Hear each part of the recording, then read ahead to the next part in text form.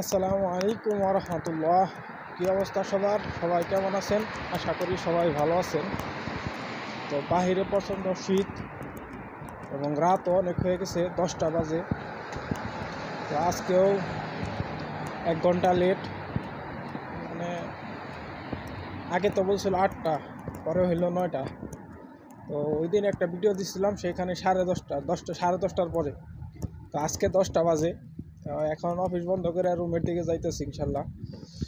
তবে আজকেও লেট। তো যে কথা বলার জন্য আর কি ক্যামেরাটা অন করলাম।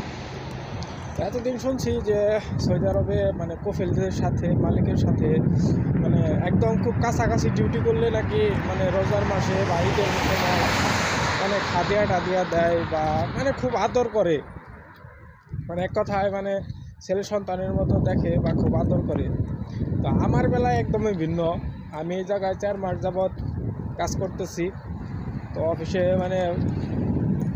আজনবী 3জন স্টাফ আছে। আজনবী, একজন মাসরি, একজন সুদানি আর একজন হিন্দি। তাছাড়া বাকি সবাই আপনার সৌদি। তো তাদেরও অনেক বন্ধুবান্ধব আছে, অফিসে আসে যায়।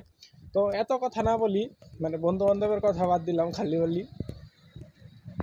তো আমার যে মালিক, তার কথাই বলি। মালিকের ভাই আছে, তো তাদের কথাই বলি। তো হয়তো কালকে তো অফিস বন্ধ, শুক্রবার। তো হয়তোবা কালকে সারাদিন পর রাত্রে হয়তোবা সেহরি খাইতে হইব রোজা রাখার জন্য।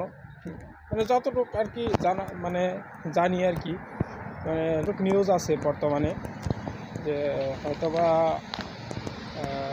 শুক্রবারে রাত্রে ভাত খেতে হবে, সেহরি খাইতে হবে আর কি রোজা রাখার জন্য।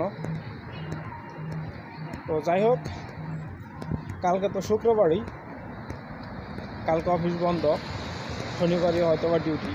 তো আমাকে বললোও না যে রোজার মধ্যে কিভাবে শনিবার থেকে ডিউটি হবে যদি রোজা হয় তাহলে। বা তাছাড়াও আগে তো আমি যেটা বললাম যে অনেক সৌদিরা আছে, অনেক মালিক আছে খুব ভালো, অফিসের স্টাফের সাথে খুব ভালো ব্যবহার করে, বা কাছাকাছি যে আমেলে যে লেবারে ডিউটি করে তাকে খুব আদর করে বা অনেক কিছু দেয়। কিন্তু আমাকে মুখের কথাও জিজ্ঞেস করলো না যে শাকিল, কালকে তো রোজা বা কাল পরশু রোজা, কালকে তো অফিস বন্ধ, এই মাসেরও তো শেষ, তোরে তো এখনও বেতনও দেয় নাই, রোজার মধ্যে কেমনে কি করবি, কি টাকা পয়সা আছে নাকি, বাজার সদায় আছে নাকি, কীভাবে সেহরি খাবি, কীভাবে ইফতার করবি, এই কথা মুখের কথাও জিজ্ঞেস করে নাকি। এমনিতে তো লেট তো করাইছেই, ডেইলি লেট করায়, শুধু আজকে না, ডেইলিতেই লেট করায়। কিন্তু এই কথা রোজা উপলক্ষে এই কথাটাও আমাকে জিজ্ঞেস করলো না যে শাকিল তুই বেতন মাস শেষ, তোকে তো এখনও বেতনও দেয় নাই, আর সামনে রোজা, কাল দিন পরে কাল পরশু রোজা হবে, তোর কাছে টাকা পয়সা আছে নাকি, বা কি খাবি, কি আসার বিষয়ে বাজার সদায় আছে নাকি, এই কথা ভুলেও জিজ্ঞেস করলো না।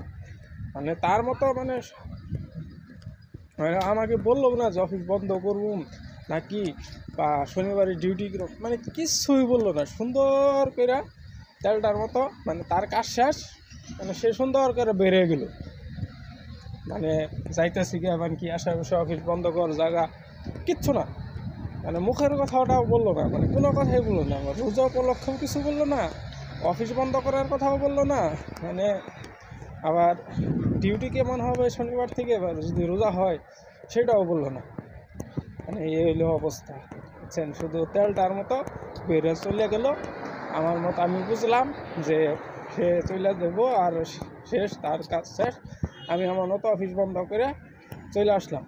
এই হলো আমার আজ শুধু যে এইভাবে আজকে যে এরকম তা না, ডেইলি লেট হয়, লেট হোক আর টাইম মতো ছুটি হোক, তার মতো সে চলে যাব, আমার মতো আমি বন্ধ করে আইসা পড়ব। দরকার ছাড়া কোনো কথা বলবো না। তার যদি কোনো দরকার হয় তাহলে সেই কথাটাই বলবো, তাছাড়া কোনো কথা বলবো না। তো আমার মালিকের বিষয়ে এইটুকুই ছিল বলার, আর কিছু বলার নাই। অনেকে মনে করে যে মালিকের সাথে ডিউটি করে, বা আমি নিজেও শুনছি যে মালিকের সাথে ডিউটি করলে অনেকে আদর করে, অনেক করে। তো এটা শেয়ার করলাম। আসলে প্রবাসী এখন আর আগের মতো সুখ নেই, আগের মতো শান্তি নাই। আগের মতো এখন ভালো মানুষ নেই, আগে অনেক ভালো মানুষ ছিল। তো এটাই জাস্ট শেয়ার করার জন্য যে আমরা আসলে কীভাবে থাকি, কীভাবে চলি, কেমন মানুষের সাথে আমাদের ডিউটি হয়। তো এটাই।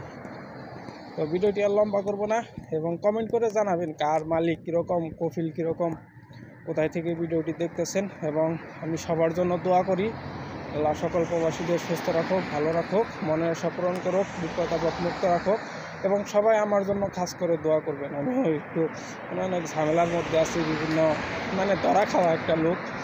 তো ভিডিওটি আর লম্বা করবো না, এখানেই শেষ করছি। আল্লাহ হাফেজ, আসসালামু আলাইকুম ওয়া রাহমাতুল্লাহি ওয়া বারাকাতুহু।